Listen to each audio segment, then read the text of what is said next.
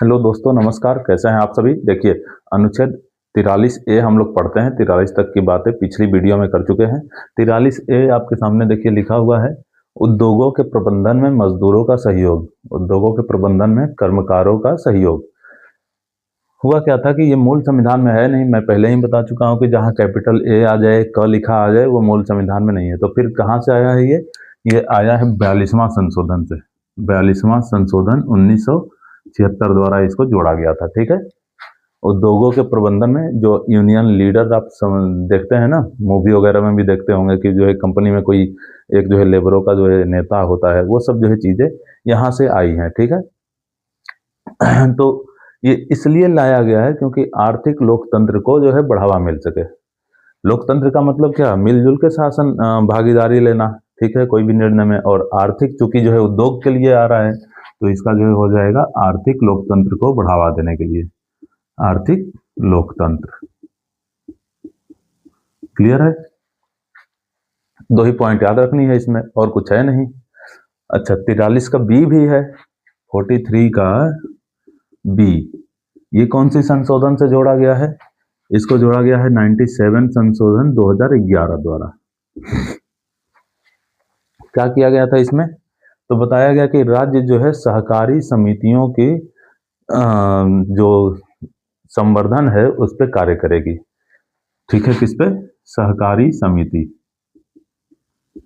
सहकारी समिति की संवर्धन पे, यानी कि प्रमोशन पे, उनके संरचना पे, विकास पे, इस पे जो है राज्य क्या करेगी?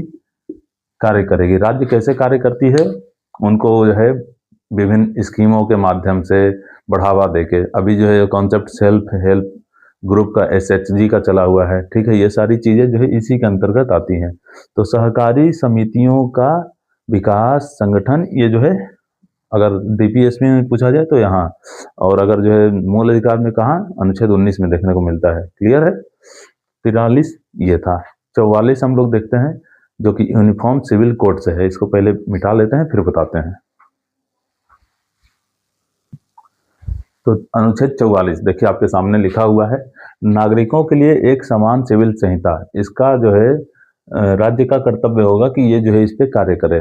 नागरिकों के लिए एक समान सिविल संहिता। देखिए, एक समान सिविल संहिता यानी कि यूनिफॉर्म सिविल कोड जो है बनाए, ये एक कानून ही होता है। एक्चुअली में जो है सिविल कानून अलग होते हैं, आपराधिक कानून अलग होते हैं। आपराधिक कानून आपको पता है, CRPC जो पहले होती थी, IPC होती थी, अभी BNS और BNSS हो गई है। ये जो है क्या है, सभी के लिए एक समान है। उसके तहत चाहे जो भी किसी भी धर्म का हो, सबको एक ही तरह सजा मिलेगी। लेकिन जो सिविल वाली जो चीजें हैं, जैसे कि विवाह हो गया, तलाक हो गया, ये सब जो पारिवारिक चीजें हो गई, इनमें जो है हर धर्म में अपना अलग अलग जो है कानून है। ठीक है। जैसे मुस्लिमों में शरिया कानून है, और हिंदुओं में हिंदू वाला जो है अलग, मैरिज एक्ट, उत्तराधिकार वाला एक्ट, ये सब चीजें अलग है। तो इन चीज को सबको जो है मिला के एक बना दिया जाए कि भारत में जितने भी नागरिक हैं उन पे सब पे सिविल एक ही जो है लागू होगा कानून। तो इस पे राज्य कार्य करेगी। एक्चुअली में इसमें कार्य करने में होता बड़ा मुसीबत है सरकार को, क्योंकि जो है धार्मिक, सांप्रदायिक, ये सब जो है चीजों को झेलना पड़ जाता है। इसलिए अभी तक किसी ने जो है इस पे स्टेप उठाया नहीं है। ठीक है। इससे एक दो जो है फेमस सुप्रीम कोर्ट के कुछ कोटेशन भी हैं, उसको हम लोग देख लेते हैं। जैसे कि 1985 में आपने सुना होगा शाहबानो केस, बहुत ही फेमस केस था। उसका पूरा नाम है मोहम्मद अहमद खान वर्सेस शाहबानो बेगम, 1985। ठीक है, मोहम्मद अहमद खान, अहमद खान बनाम शाहबानो बेगम। कब हुआ था? 1985। राजीव गांधी की सरकार थी। इसमें हुआ क्या कि शाहबानो के ये पति थे मोहम्मद अहमद खान। इन्होंने जो है तलाक तलाक करके जो है 3 बार बोल के तलाक दे दिया। तलाक देने के बाद इन्होंने जो है 3 महीने तक इसका भरण पोषण किया, जो कि जो है तलाक बिद्दत के तहत होता है। 3 महीनों तक इनका जो है भरण पोषण दिया, उसके बाद इसको बंद कर दिया। ठीक है। अब ये जब बंद कर दिया इनका भरण पोषण देना, तो ये जो है सुप्रीम कोर्ट चली गई। अब सुप्रीम कोर्ट ने जो है बोला कि नहीं, 3 महीने तक जो है आप भरण पोषण दिए, ये तो अच्छा किए, उसके बाद कौन जारी रखेगा भाई? महिला अगर जो है आपके ऊपर डिपेंड थी, तलाक दे दिया तो उसका भरण पोषण आप ही को करना पड़ेगा। आपके धर्म का जो कानून है वो जो है जो सीआरपीसी की धारा, उस समय सीआरपीसी चलती थी, तो सीआरपीसी के 125 में जो है ये बात थी कि जो है भरण पोषण जो है महिला को मिलना ही चाहिए। सीआरपीसी की 125 धारा जो है कहती थी कि जो है जो भी तलाकशुदा चाहे ऐसी महिलाएं हो जो डिपेंडेंट हो, उनको भरण पोषण मिलना ही चाहिए। ठीक है, तो अब जो है बोला जो है कोर्ट ने कि ये जो है आपके कानून से ऊपर है, सभी के लिए है, इसलिए जो है ये लागू होगी। और उसमें जो है बात उठ के आई थी कि भारत में जो एक समान संहिता है, सिविल संहिता, वो होनी चाहिए। और सुप्रीम कोर्ट ने भी बोला, सरकार को निर्देश दिया कि भाई आप एक ऐसा काम करिए कि कुछ ऐसा जो है प्रावधान बनाइए, सब पे जो है एक समान लागू हो। ठीक है, फिलहाल हुआ क्या था कि जो है 1985 में जो है ये बात हुई, 1986 में राजीव गांधी की सरकार जो है क्या की, थोड़ा सा जो है चेंजेस की Muslim women protection of rights on diverse act में। एक एक्ट लाई थी राजीव गांधी की सरकार ने, Muslim women protection Muslim women protection of rights किस चीज का राइट्स? तो डाइवर्स का, ऑन डाइवर्स। मेरी इंग्लिश उतना ही जो है उतना ही तक आती है जितना जो है कपिल शर्मा शो में आप कपिल को देखते होंगे, इसलिए जो है मैं हिंदी में लिख दे रहा हूँ। राइट्स ऑन डाइवर्स, डाइवर्स कैसे लिखाएगा? अच्छा, एक्ट लाया गया 1986 में, और इसमें बोला गया कि 3 महीने के बाद तक भी भरण पोषण दिया जाएगा मुस्लिमों के महिलाओं के हस्बैंड द्वारा जिन्होंने तलाक दे दिया है। बाद में आपने देखा होगा, अच्छा उससे पहले एक जो है आपको एक और जो है केस बता देते हैं। इस केस को बताने से पहले एक चीज और बात कर लेते हैं हम लोग। सरला मुगदल है, मुदगल बनाम यूनियन ऑफ इंडिया, 1995 का मामला है। सरला मुदगल जो थी, हुआ क्या था कि इनका विवाह हुआ था, तो इनके विवाह के बाद हमारे भी कुछ ऐसे दोस्त लोग हैं जो कि जो है सोचते हैं कि विवाह तो हो गई है, अब दूसरा विवाह कैसे किया जाए, तो हिंदू धर्म तो मान्यता अभी देता नहीं है। ठीक है, तो क्या किया जाए कि धर्म परिवर्तन कर लिया जाए। ठीक है, चंदन सिंह ऐसा सोचते हैं कि धर्म परिवर्तन कर लें, और धर्म परिवर्तन करने के बाद जो है क्या करें कि भाई अब तो हम जो है मुस्लिम हो जाएंगे, तो जो है दूसरी शादी तीसरी शादी कर सकते हैं। क्लियर है, तो पहली वाली उसी तरह वैलिड रहेगी, दूसरी तीसरी कर सकते हैं। तो यही चीजें जो है उस समय लोग कर रहे थे। 1995 में यह मामला आया था। सरला मुगल की जो हस्बैंड थे, उन्होंने जो है अपना धर्म परिवर्तन करके शादी किया, दूसरी फिर तीसरी ऐसे शादी किया, तो इसको लेके ये कोर्ट चली गई।